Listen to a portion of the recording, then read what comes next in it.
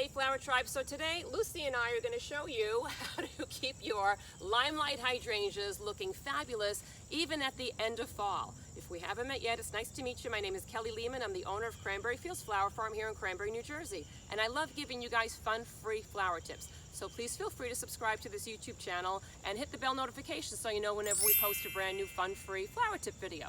So check it out. Here it is, the end of October, and a lot of my Limelight Hydrangeas are still looking fabulous. They're green and pink and gorgeous. And the way that we got these results is probably going to shock some of you guys, especially if you're seasoned gardeners. Now, most of my hydrangeas throughout the years in October were usually brown and crispy and kind of mushy. They didn't look anything like this.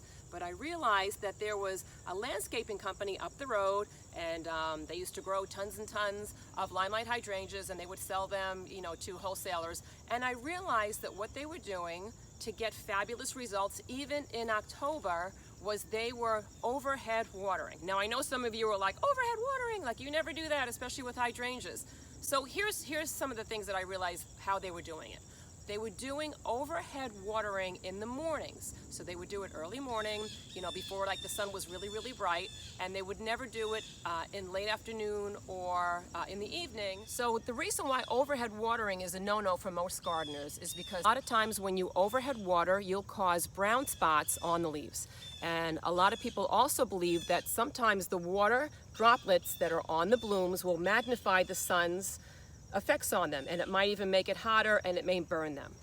And some people say that is a myth, some people say it's true, but what I've noticed was if I overhead water these Limelight Hydrangeas early in the morning before the sun's rays are the strongest, and they have kind of a chance to kind of soak in, to hydrate these hydrangeas, and then they're kind of good to go for the rest of the day, and I don't do it in the evening where they get stuck on there when temperatures get really cool, then they're good to go. I wake up the next morning and they're not brown, they're not burnt, and they're kind of lush, and they start to turn like this deep green, pink color.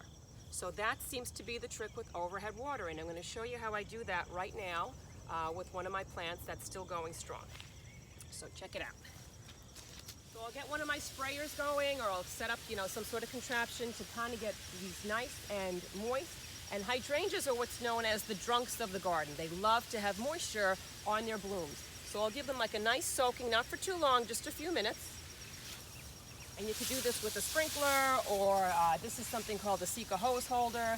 You could just do it with a regular nozzle. Just give them like a nice soaking, because I think what happens is even if you do your deep root soaking of water, which is what you're supposed to do. Normally with hydrangeas, you're supposed to give them a nice drink of water at the roots, once or twice a week, especially when temperatures are still high during the day, and then it's supposed to be great. But what I'm realizing is there's so many blooms on these Limelight Hydrangeas, and they're so giant that somehow the water is not reaching the blooms. And even though the plant looks healthy, the blooms are turning brown. So this is what I do in the mornings. And like I said, it's the end of October, and I'm still doing this overhead watering early in the morning. And I'm going to come around to this plant here, because this guy's got some giant mama blooms on it still.